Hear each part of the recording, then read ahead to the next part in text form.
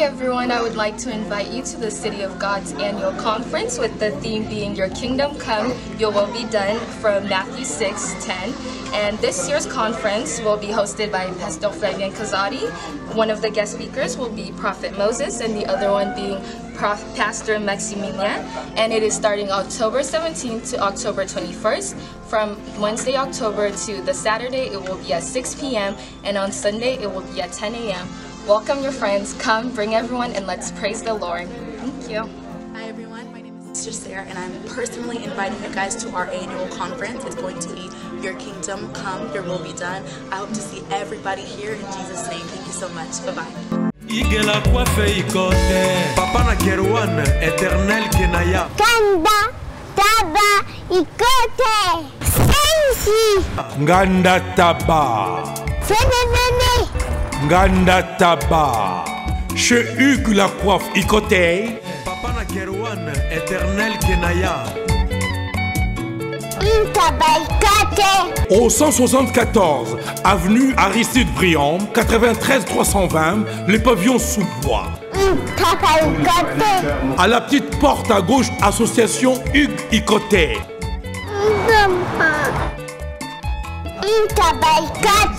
01 41 55 0000. Ntaba Ikoté. Descartes Construction et yeah! Fini l'inquiétude pour la réalisation de vos constructions de rêves en RDC au prix imbattable. Grâce à votre entreprise installée en RDC uniquement pour vous, spécialisée en construction, réfection, bâtiments, immeubles, vente de terrains, travaux publics avec les ingénieurs architectes qualifiés au prix incroyable. Descartes Construction est aussi spécialisée en luminosité des bâtiments et éclairage public, installation des systèmes d'alerte, intrusion pour des maisons et véhicules et tout d'autres services. Nous acceptons aussi les paiements par tranche au prix incroyable. Pas d'hésitation avec Descartes Construction. Vous ne serez jamais déçus. Pour tout contact, notre email est descartesconstruction@gmail.com. Notre numéro de contact plus 447 93 92 82 813 et appelez-nous pour Kinshasa plus 243 89 91 56 86 2. Descartes Construction à Tozana Mbongo Moké, opération Tongana RDC. L'agence d'export et d'import Michulu Atlantic Shipping et yé bana ya Canada, bana ya USA, bomitungisa lisusuté. Pour tous vos achats et ventes de voitures, pièces de rechange et les accessoires possibles. Na koti na ba koli na bino na Kinshasa, bomitungisa penza te. Please, bakoya kozwa koli tina ndako. Pour tout contact, benga Michel Lukadi. Plus 1 508 371 60 43 USA na Canada. Pour la Kinshasa, benga na plus 243 89 551 30 38. Michulu Atlantic Shipping. Yaboye. Bazuwapi. Raph Ngindou, félicitations pour la promotion, c'est la rapport d'artiste. Que Dieu te bénisse. À connaît pas demander, il n'y a rien en face. Congo promo Raph Ngindou nde naninga mabete Congo promo Raph Ngindou aza mutu aza na mbongo boga aza na bakara danger donc ya mutanzala te. En tout cas, félicitations, merci Sito Oumela.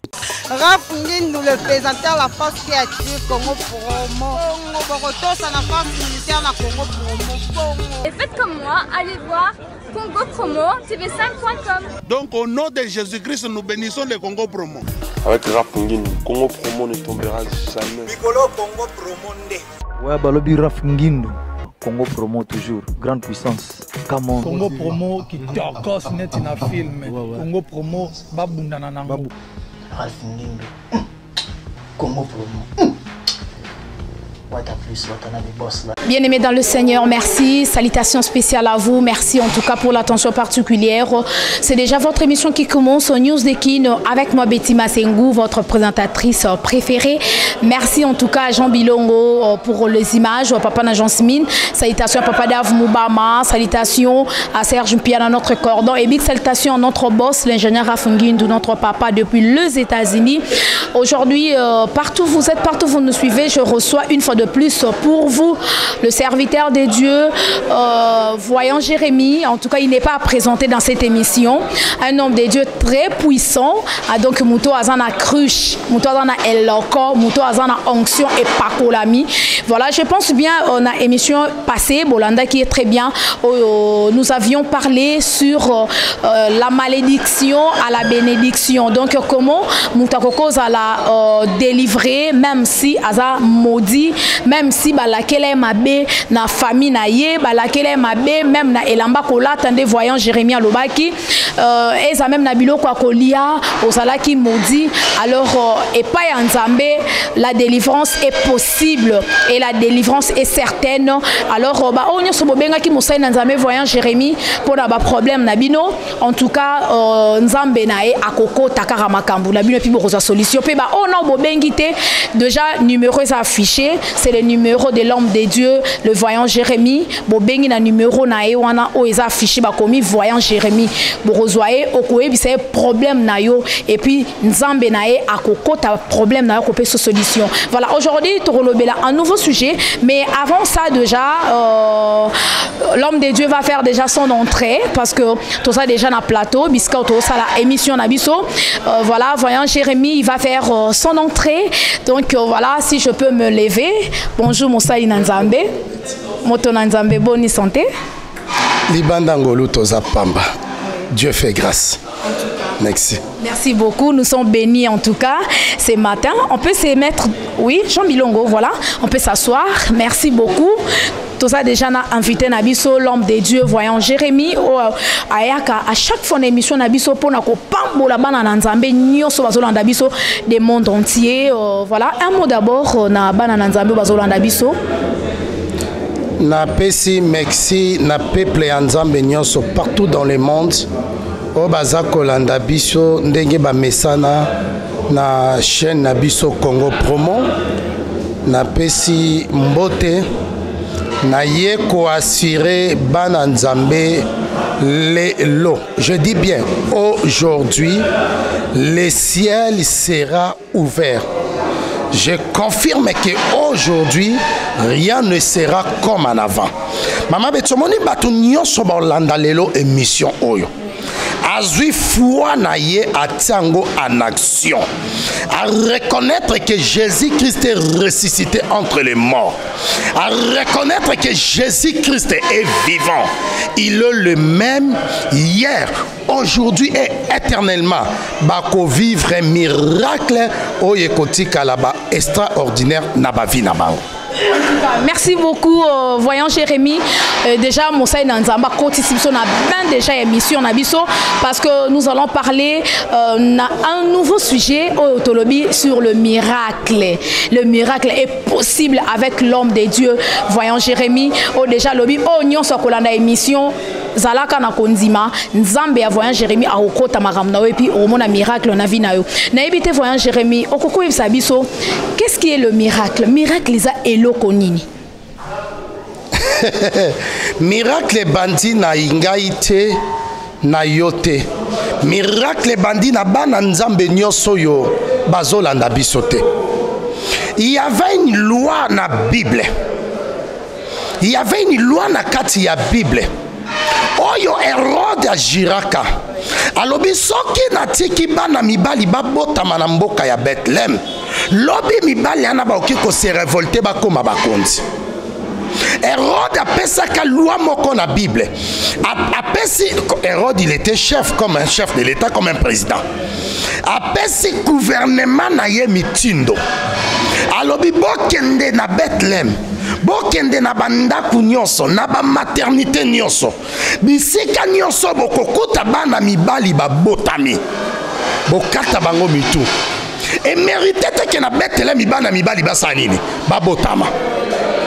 Landanga ibe Mama Betty.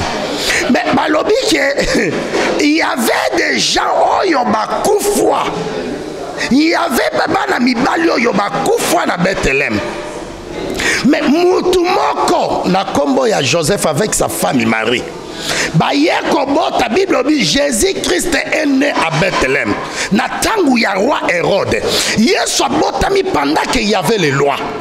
Nkolo na biso Jésus abotami pendant que bapesi mitindo que mwana mobala okobota wana mboko te. Yesu abotami pendant qu'il y avait une loi. L'ange de l'Éternel est descendu pour la koyebisa Joseph na Marie. Alors bien moni mwana ya botami lelo bolala na ye awate. C'est un miracle. Bisika batu mususu bakufwaki. Bisika batu mususu mitwe katanaki. Bisika batu mususu baishuaki. Jésus-Christ il était sauvé. Prévenez kobota zemi ya Yesu ezalaki miracle. Parce que la Bible dit Marie a boti Yesu matikali vierge. Est-ce que moi c'est la vierge qui peut concevoir? Impossible. Yesu a koti na libumwa Marie miracle. Yesu a botami miracle. Bonzambe na ye miracle. Liwa na ye miracle. Lisekwa na ye miracle. C'est que je peux dire à tous les peuples de Dieu, le temps des miracles n'est pas encore passé. Miracle c'est loko bandeko s'attendre en côté. Au botami na kata famille abondoki. Au botami na kata famille à coutume. Na famille à baloi. Menzamba bimisio mise en part. Bisika balobaki ko simba te yo esimbi. Bisika babaki ko bonga te yo ebonge. Yango na olobela bana nzambe nyoso tama qualité des voyants. Oya simbi nzungwa lisakoli. Mama Betty na muto lelo te na mboko. Au plus pas baningo nga sakwe na bango baza lelo te. Na za génération bano amikete. Lelo na ye koyebisa bana nzambe. Le temps des miracles n'est pas encore passé. C'est possible. Moi, Nzamba longwa na kati esclavagisme. Nzamba yebisi, pardon, Gédéon. Nzamba bengi Gédéon yebisi vaillant héros. Gédéon binaza elombete. JB Service. Il y a José Baïla. Oui, bonjour papa. Allez, comment t'as réussi? Landanga na bureau. Ngane mukolo agence José Baïla. Agence César basée na Rennes. Tous les voyages, ceux qui biloko comme ninga mona ya kapona kabula biloko ba dérive za les belete quoi. José Baïla, JB Service, Europe Mobimba, atie biloko pa na yo. S'il vous plaît papa, biso awa na JB Service avant que soit colis na yo, il faut qu'on vérifie ceux qui biloko on est commis très bien. Ah, muto mukilité. Soda ya putu mtatiri kolio. Kera yanga. Ba refula yo. Et puis kolio na jasini. JB Service. Ba le sa poto. On est ko tile lo. Eza nga de sa simple. Station s'intéresse na sima nango okomona JB Service. Zerana. Kera mindele ba c'est carte mémoire. Oui ziga. Congo promo défaté. Bolandaka Congo promo pour ezolo la vérité. Avec Congo promo, it's not the same. C'est pas pareil. Rafineto. Check. Hugues la coiffe Ikoté. Et enfin, je suis arrivé. Salon Hugues la coiffe Ikoté. Non seulement c'est un salon de coiffure, mais aussi une machine de transformation des hommes et femmes. Regardez-moi comment je suis. Vilain. Mais attendez, 2 minutes. Bogard. Vous allez voir.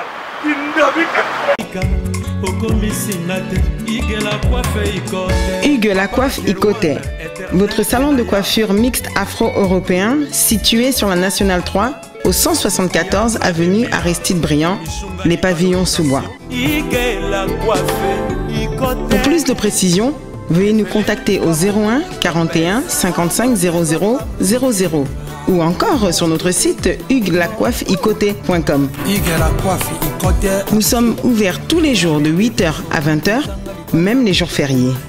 Hugues la coiffe Ikoté, l'homme qui coiffe la ville. Hugues la coiffe Ikoté, le salon de coiffure mixte afro-européenne de proximité.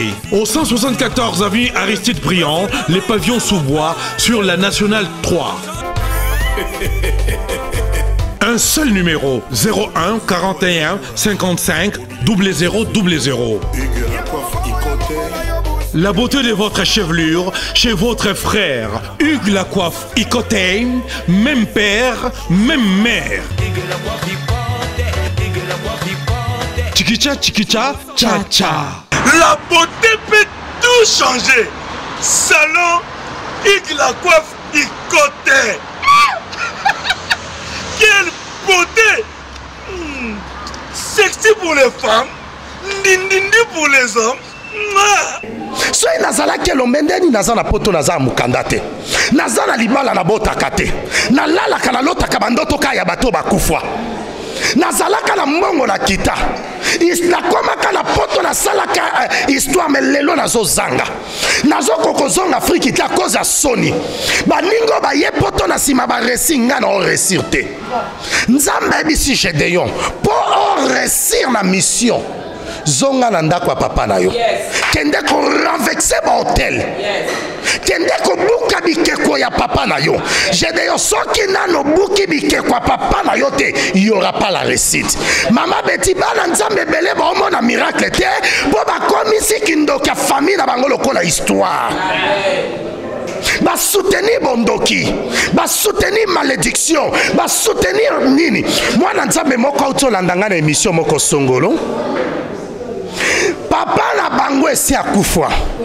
mais elamba oyo papa na bango akufelaka na morgue suis-moi bien chaque jour avant bakende musala soki baza na eloko moko ya munene basala il faut bakende ozwa elamba na bapangusela yango nini mutoki non c'est la malédiction il n'y a aucune relation entre des morts et des vivants soki papa nazalaka fort akufa pourquoi ndenge ndio ozozwa elamba mowei okomisi yango lokola kombo ya Yesu nzambe ebisi Gédéon oza na besoin au régner zonga na ndako ya papa na yo renverser buka bike kwa papa na yo Gédéon akia banzo buka bike kwa papa na ye tangu sango eyokani na mboka baye koyebisa papa Gédéon mwana na yo abebisi banzambe na biso arenverser banzambe na biso aimilie banzambe na biso pesa biso ye lelo toboma ye papa Gédéon bino na pesa bino ye te soki bali aza nzambe a se défendre soki bolobi ke nzambe na bino bali aza nini nzambe a se défendre boma Gédéon il y a déjà qui nous suit partout dans le monde bazo vivre na kati nzambe babali na famille na bango est-ce que moi si yo balo yebi identité na ye obala parce que c'est la posa kobala muto yo yamba ndaku no yebi identité na ye la Bible dit mon peuple périt faute de connaissance peuple sans révélation c'est un peuple sans frère mama mutu ko esili frère eza risque ka pona bato bakoboma te eza risque pe pona ba chauffeur makambo yo zomona zonga nanu Bible lobi chercher l'Éternel pendant qu'il se trouve invoquez-le tandis qu'il est prêt mama nzamba voyance aza prêt nzamba miracle aza prêt lelo bana nzambe mingi bazomona pasi na kata pasi parce que bakoti na kata malédiction na ba sentiment nanya yebisi bino ke papa na nga za ndoki soki papa na nga azalaka ndoki ndenge alianga depuis bomwana te mais kindoki akolia eza kindoki trop léger un occultiste aliaka mutu te akozwa nde chance na yo akomi koutilize tala vie ozwa nango okotrouve ke oza na besoin ya bavoyant il faut luka bavoyant tolakisa bango chemin mama beti je suis parmi bavoyant ya mboka oyo oyo asakoli mpe bahistoire esalami mama nando tanga bakombo bato na poto baolanda baémission bazangai mikanda bazwi mikanda mama nazoloba ndenge bato balobaka te nayebisaka yo jour sur jour soki nakokaka koleka na batv te nazangi mbongo te mbongo na nango stabilité na nango na ville ya Kinshasa nafutelaka te nayebi mpe nde na ofutela te me nakokaka kosala kilti ya personnalité te me loko na yo oyebisa bana nzambe lelo babima nanu na kati ya sentiment mama beti oyo oyebi malamu te kokomisa ndeko te oyo yebi malamu te kolia na yete oyo yebi malamu te kolata na yete na poto bela basi bazama yo tina baba elo mwasi na mboko yebi eta damite est-ce que tango tina baba elo mwasi na mboko tuna basakoli bala kisoso ivolota nzambe. Mais prophète Jérémie, donc voyant Jérémie, les lots n'a évité. Bana lanzambe belé bazolanda biso, bazoye bate, bakoye babasai nanzambe ya solo na lo kuta ndenge nini. Parce que basai nanzambe nyoso aye kaka ngape miracle, ngai pe nzambe na ngai, ozana problème mikanda, na robone la pono kozwa mikanda, ozana problème libala, na robone la pono kozwa libala. Miracle sur miracle. On a disconvient pas, tous on a besoin de miracle biso bana nanzambe. Mais tokoye babasai nanzambe ya malamu ndenge ni lokola ba voyant Jérémie. Maman Betty, merci beaucoup servant de Dieu. Yesu basai la ke publicité te. Tangu Yesu abotami suis-moi bien. Bala nzambe nyoso balandanga. Ba maji batali. Ba maji batali. Balobi depuis to botama. To mona na biso ba étoile. Mais étoile oye bimi na Judée. Ezola ki sabiso ke roi ya bajif abotami balinga te foto kendo gumba melaye ozoka mama Betty mama soki mutazana elembo na nzambe soye mutazana mafuta na nzambe soye mutazana imparte ya molimo mosantu aza lokola graine ata baloni yango na se ya mabele babakisi libanga babakisi mabele akobima mutu ke kufwaka bilamba tolate pasukaka mbongo na banki bayibaka mais likabo yo nzamba tie kata moto epolaka te tozo vivre na ngolu oyebi question ti kotuna toko yeba ba vrai na ba solo ndenge nini olele comment on peut s'abîmer na nzoto o musele kete o lion je sais pas et ça pika ba miracle c'est un miracle. C'est un miracle. C'est un miracle. Naza parmi bato ba moni makambwana na ministère. C'est un miracle. Maman Betty, oyebi eloko na no maîtriser malamu. O mona titozabo. Yo za journaliste. Makambo yo yebi na musano ngana yebite. O ngana yebi yo yebi angote. A quoi sert soki yo yebi sangate masala kabwena tsayo tembe. Maman, c'est un miracle. Oyebi na ministère na yo mi selekete bima bato na nzoto. Bah, il y a un signe miracle dans le ministère et Salema. Non, qui copie ce témoignage moko simple. Na telemi na boulevard na régie des eaux. Oyebi ke mikolo nyos naza mutuka te. Na ndimi na teka mutuka na ngai pona somba ndako mususu oyo elandi biso ya église. Ozoka na pesi bana nzambe pe ba soutenir biso merci. Ba moni ba preuve nyonso on a acheté la maison pour l'église de Dieu. Ma maison facile, il bimisa $5,000 au son mandat pour l'église. Toka pe koliat. Bana biso wako kepe ba pototi. Toka pe ko vivre, mais on a fait pour l'œuvre de Dieu. Na telemi na régie des eaux. Nazo zela taxi à Victoire. Et me mangai e ya nanga Victoire. Namoni Jeep moko Range Rover ya propre et telemi. Bonjour prophète. Là c'est bonjour papa. Tu vas où? Non, je pars même ici à Rompré Willery. Prophète, je peux t'accompagner. Nayebi ete. Nayebi ete. Tole kakanaba TV, tote kakanaba église ebele. Peut-être il y a yebingai. Na mati na mutuka. Tolongwe Rompré, Tolongwe Régie des eaux. Tozo se diriger na entrée principale, il y a église Notre-Dame de Fatima.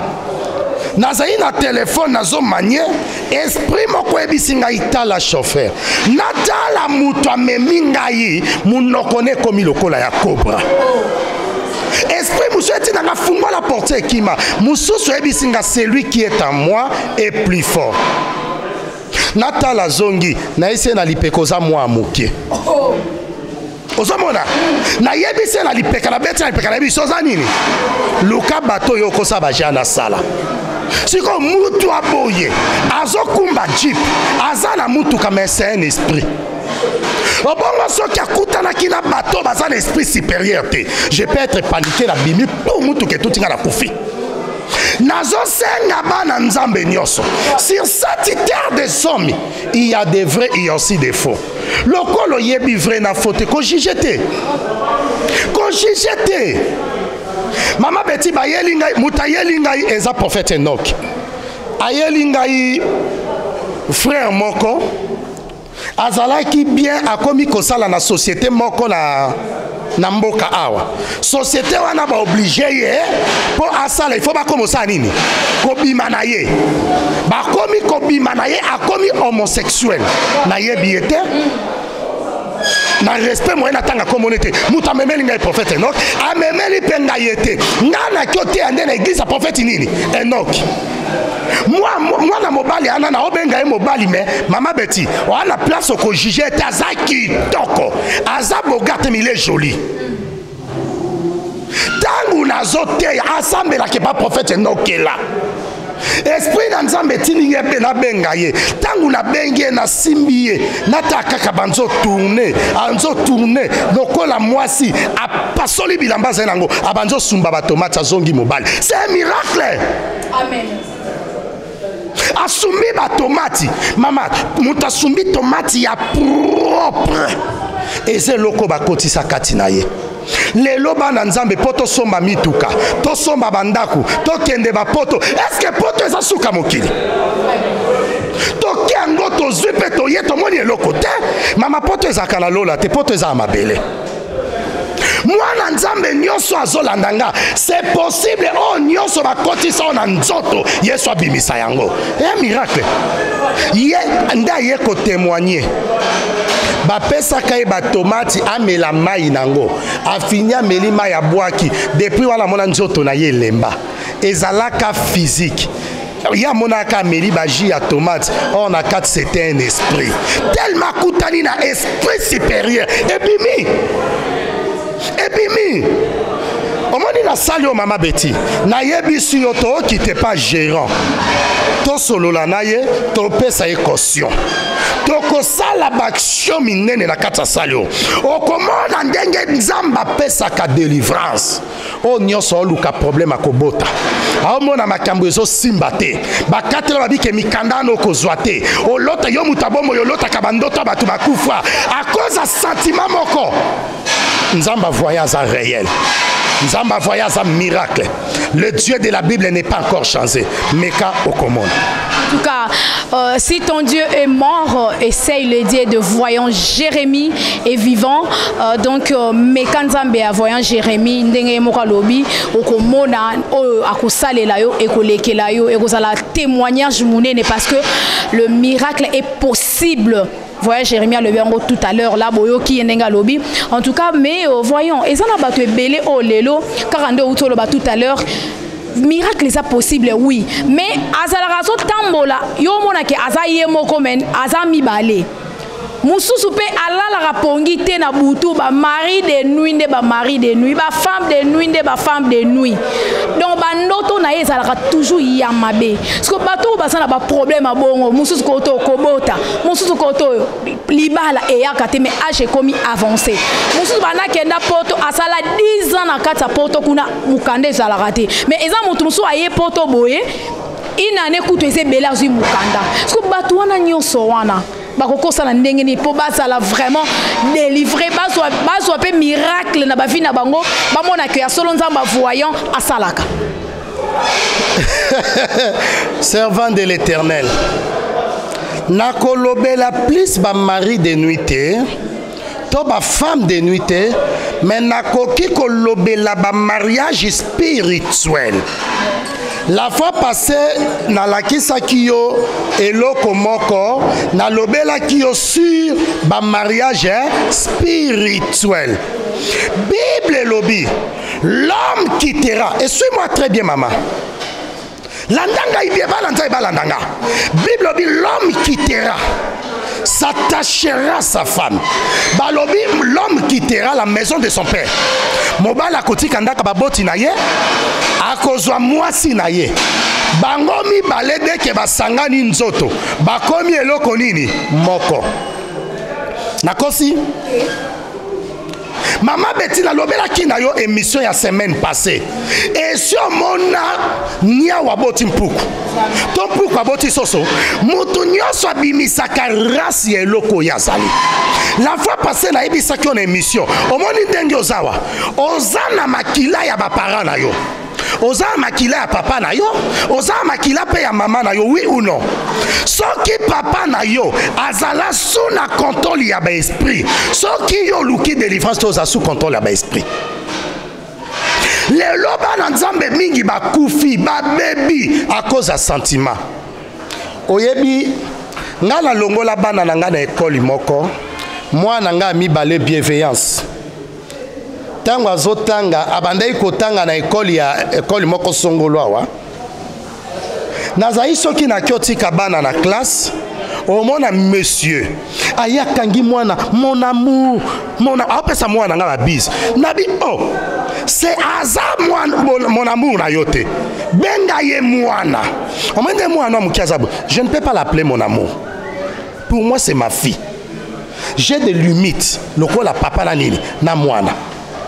Les lobes para mingi ba livrer bana na bango. Les lobes na nzambe mingi ba se retrouver na poto na ser malédiction. Naza na ser moko utai ko benga ngai na poto. Abi papa. Atine nga photo na photo na téléphone. Abi papa. Mibali ba liaka kaka mibalo a solo. Soki ba coucher na ngai, soki a coucher na ngai lelo akei. Abi papa, excusez-moi, ana loba. Aïe papa, comme à un moment msuna ana mobali na chambre. Soki na se déshabiller. Solo ye kobimawana. Ngai moko na kokango to mona mobala lati bilamba abwaki ngambongo akei. Papa na pesi ba don ba dimba offrande. Na keti Nigeria pour chercher la délivrance. Mais na zozwate. Na yebi c'est ma sœur, okoki ko accepter au gêner nanga pendant 3 jours sec. Abi na koki. Na ise mama botu azawap abi mama nanga kufa ngabi eske mukolo bokundi mama na bokundaka na sambula bi ya makasi ngabi eloko ni ba pesa ka ya mama na yo abi ba pesa nga ba soutien na ba sous-vêtement ya nani ya mama. Suis-moi bien.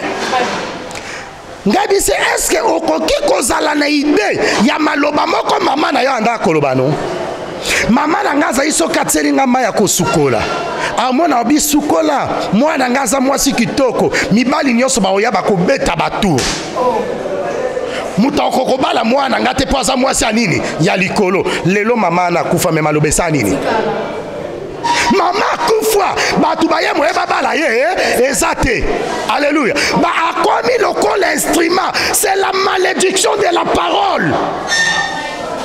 Maman mwenda oboti bana yo lobi faut batanga après kotanga il faut babala koloba teke mwana nga abandonne alobi papa nakende plus loin maman nanga ndoba ke yo na kitoko no okobetisa mibali mitu lelo mama na kufa o mobali o baswani meye libale zate pendant que na olobano azui sida place outi et banité para lansaki malobi il pensait que il croyait que maloba ne za bien mais le maloba ne zui forme. Mama betio mo ndengo sana ata na saki sikopa kola mafuta esika bano bazate kolata kabila mbesi kabano bazate mwana yo aza mwana omoni ba age to komi nango tozana droite ya kolala na mbeto o papa na biso na mama na biso balalaka lelo bana nzambe mingi bakoti na kati ba sentiment tuna bango mama beti il y a déjà o ba coucher na ban papa na bango la fois passée na bisa ko na émission wana na tuni ma sekita de vierge abi muta de vierge nga papa na ngai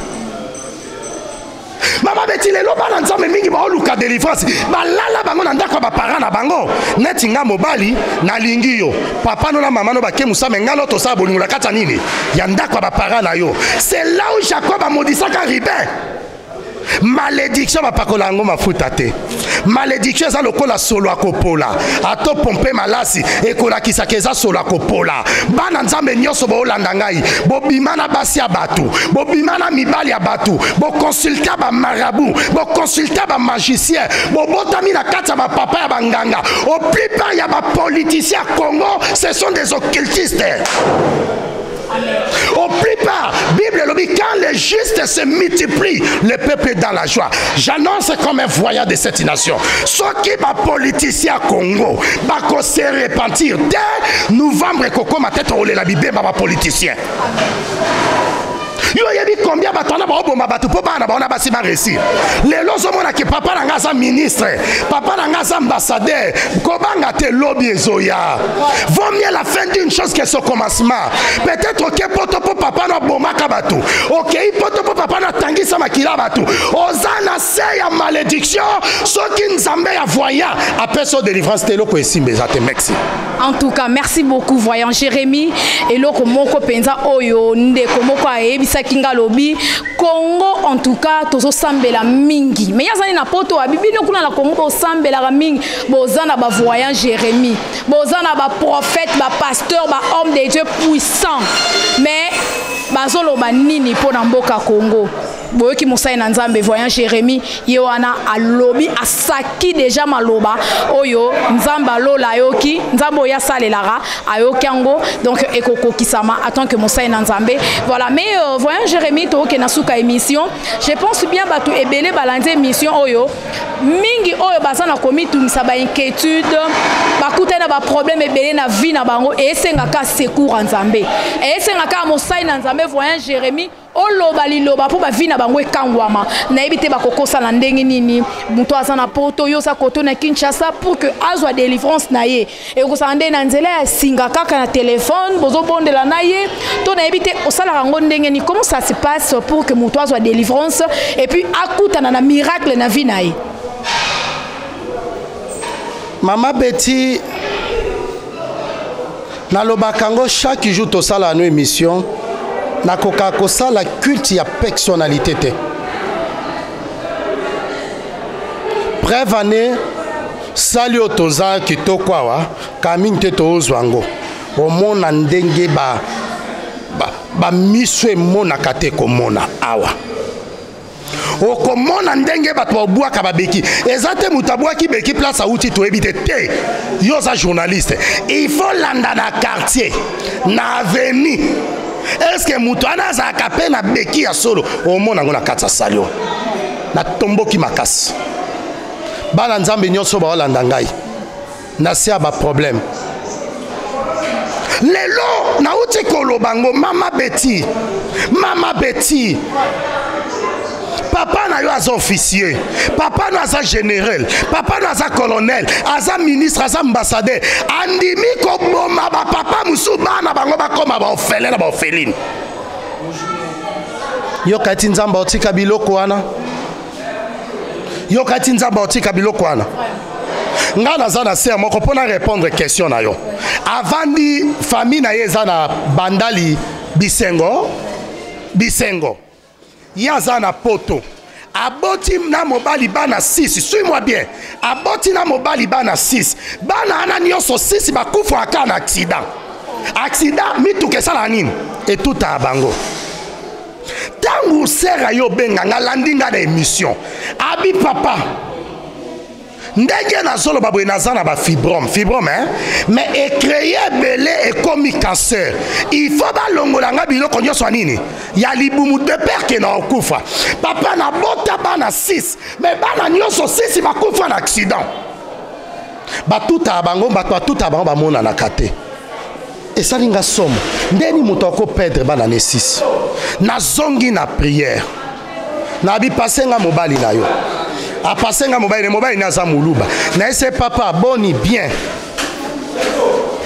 abi papa naza faible na bi se est-ce que oki koyebisa ngai musala papa no aza papa na nga kufa ngabi est-ce que oki koyebisa ngai musala oyo papa na yo bandai kosala abi à l'époque quand on était des petits notre papa il était chauffeur ngabi bovanda ka pabite na Kinshasa biso to vanda na Kisangani mais papa sala ka accident moko e bomaka batu to kima Kisangani to na nini na Kinshasa papa bomi batu na Kisangani papa kufwa mais lelo conséquence ela na nini bana na ye peut-être conséquence ces hollandais makambo ba parano basala lukanzamba voyant et loko na za contre gouvernement na biso bana nzambo baza poto bakoki mpo yosala makambo awa gouvernement bato bakokufa na beni mama beti bato bakokufa na beni toomona basoda te oyo congolais atelemi lelo na Kinshasa makambo ujana makambo ce sont des distractions. Est-ce que kolata soutient tes infractions? C'est mutalati netinga na ça na lati sengle tes infractions. Lokola ba para pe ba koma ba misère na pasi ba soutenir ango mama beti na profiter pour na loba naza contre makambo gouvernement zo sala ce boyande ba mesana ko kanganga ba kangangai naza contre yango bango nyonso ba opekisa bana na ba ujana bango mo bana basi bana mike baza bango na ba jipi na bango ba bata mawana toluka nzambe a sauver Congo toluka ndenge bato baoboya machine ya voter oyo balakisa biso nini bakosala bando yo distraire biso ya kokanga bano ya mike mike koki otonisa bao na prison o bana ano na prison baliaka te o botina nde baolia o bozongisa na prison nde baokende olia gouvernement boti kodistraire biso ce banda ofuta na baparent oh je ne sais pas yo parents ozwakalem sous salaire à $100 mo soutenir en année maintenant watindi voyant Jérémie otombo ki bona gouvernement na biso yo ko politicien te yo ko zano mosali na nzambe mais otombo ki na makambo bondeni mais bato nazo kamba bazo souffrir ngana na problème mbongo na vie na ngate est-ce que bato nyonso na okamba ba na mbongo yo kati ba na nzambe nyonso ba landa biso na poto ba yebi pe moi makambi ba emisa ba ko ya ko s'invexir. Mais bon, il y a pourquoi? À cause de passer à la mbokoyo. Mutoya la mutuka ya sombi mutuka na poto 3000 2000 euros. Atangwa tana mai afuta ta 2000 euros, bino bobi c'était afuta 5000 euros. Oh, et là on a sombi 3000. Na futa 5000 comme 8000 pour awateka combien? So ki aya teki yango 6000 a gagné toi kiti. Mais basangisa bino basai na nzambe kuna boke ba pesi bino ba mbongo boko kolobelo kote bozo bondela te. Oh, prions pour le Congo. Priez pour la Congo et Zamabete. Congo et Zamboka ba payate. Priez pe ba tuana o ba onyoko la ba Congo penzamba longo la bango. Bible lobina uti kolo bango. Quand les gestes se multiplient, le peuple est dans la joie. Mais quand le méchant domine, le peuple pleure. Congo est là parce qu'il y a trop de méchants. Maman Betty, ma famille ming ba na sa malédiction pour comme copain. Zana pe so témoignage moko. On a tangi comme on a tangi na Lubumbashi pas pasteur Kala. Na sakola na niveau ya soka. Ma beti na mo sakolia. Na mboka la biso na bayaya pe à l'air âme. On a encore ba telemi na prophétie tout ça eza Jérémie Mayemba. Personne âme. Eza Timothée Kiese. Eza Silas Bebson. Eza Bokwana.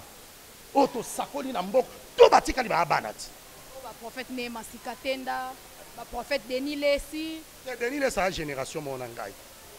Ko kende liboso ezate ke osai makambu liboso.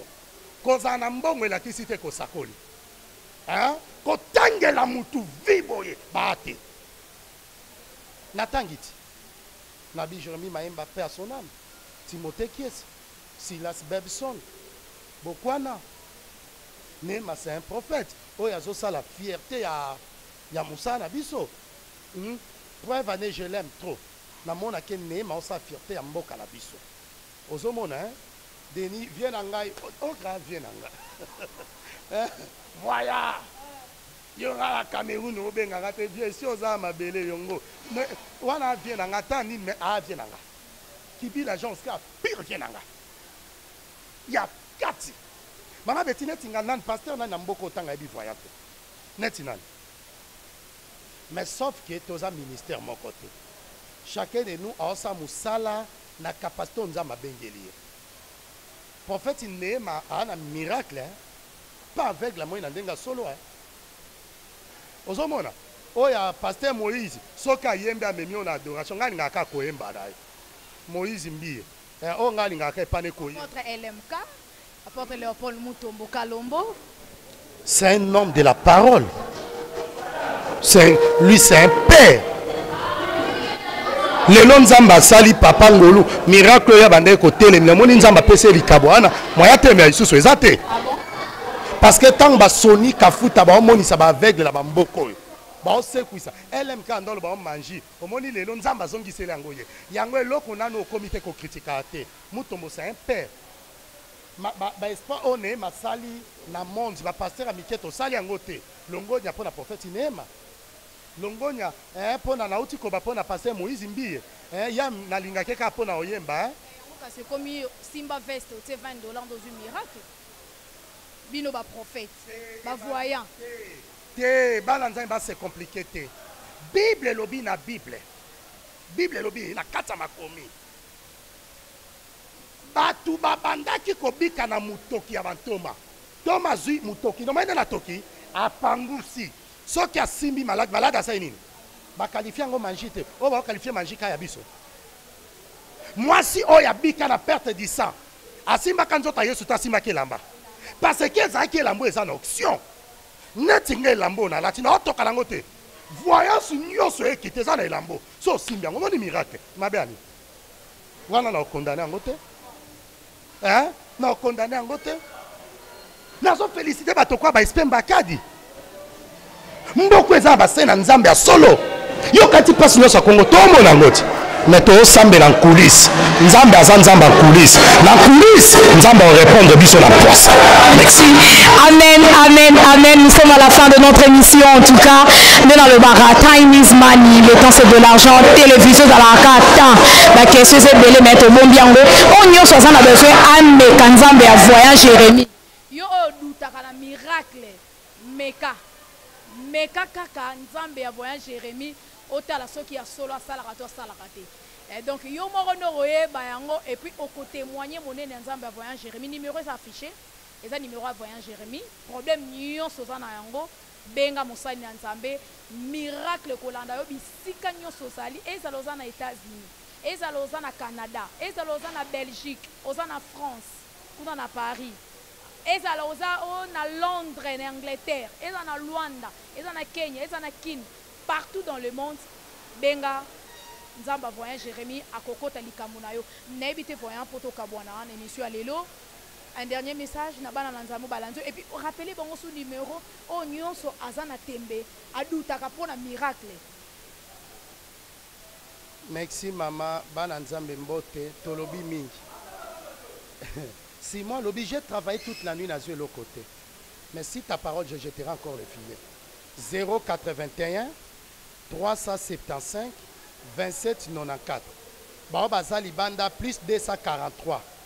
Plus 243. Code la biso mboka 81. La bandeli. Plus 243 81. 375 27 94. 375 27 94.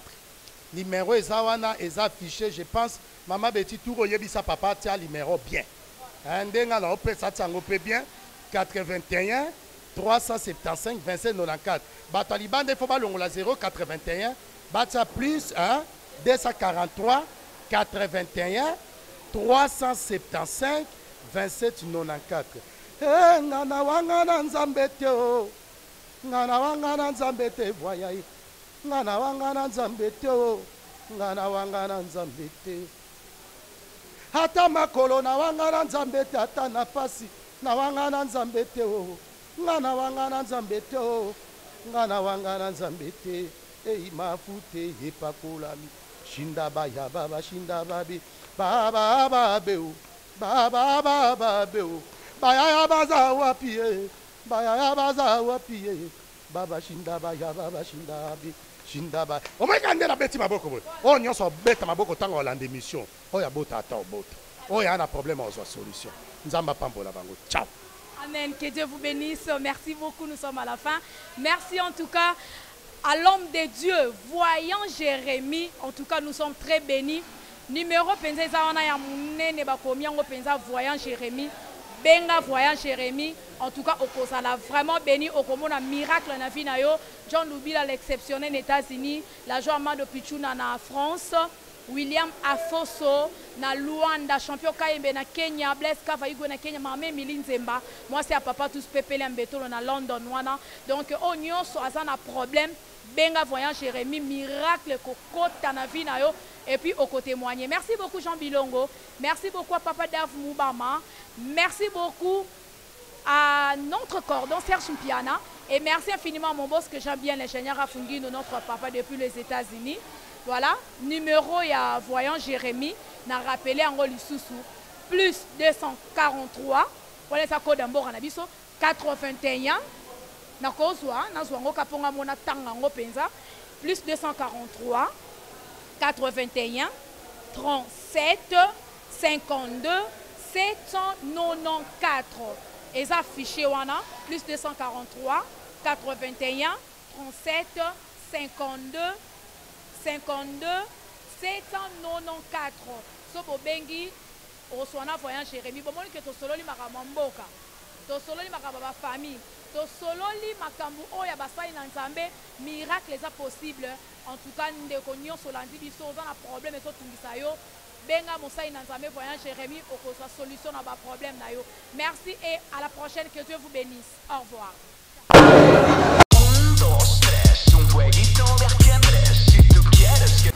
Bonjour à tous, vous êtes sur Congo Promo. Si vous aimez plus de vidéos, cliquez le bouton en bas, abonnez-vous en masse. Moi, Bérodès, je me suis déjà abonné. Il reste que...